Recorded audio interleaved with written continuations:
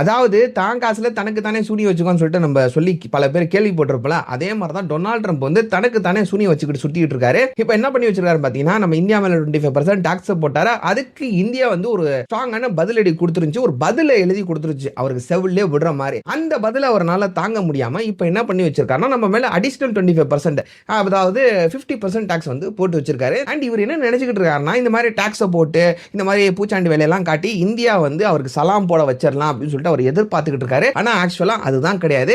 இப்ப இந்தியா அவருக்கு சலாம் போடுறதை விட்டுட்டு இவருக்கு அகைன்ஸ்டா ஏகப்பட்ட ஸ்கெட்சை தான் போட்டுக்கிட்டு இருக்குது. என்ன நடந்துகிட்டு இருக்குன்னு பாத்தீங்கன்னா, பிரேசிலா இருக்கட்டும், ரஷ்யாவா இருக்கட்டும், இந்தியா, சைனா, இந்த மாதிரி நாடுகள் எல்லாம் ஒன்னா சேர்ந்துகிட்டு இருக்காங்க. அதுல முக்கியமா இந்தியாவும் சைனாவும் ஒன்னா சேர்ந்துகிட்டு இருக்காங்க. நம்மளுக்கும் சைனாவுக்கும் ஒத்து வராது சொல்லிட்டு நம்ம எல்லாத்துக்குமே தெரியும். ஆனா சைனாவும் மிகப்பெரிய பாப்புலேஷன் இருக்கக்கூடிய நாடு, இந்தியாவும் மிகப்பெரிய பாப்புலேஷன் இருக்கக்கூடிய நாடு.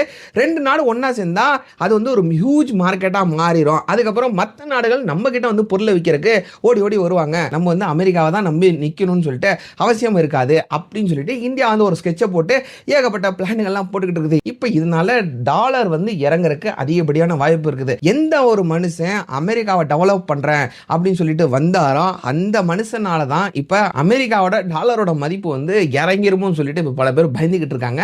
நீங்க என்ன நினைக்கிறீங்க சொல்லிட்டு கமெண்ட்ல சொல்லிட்டு போங்க.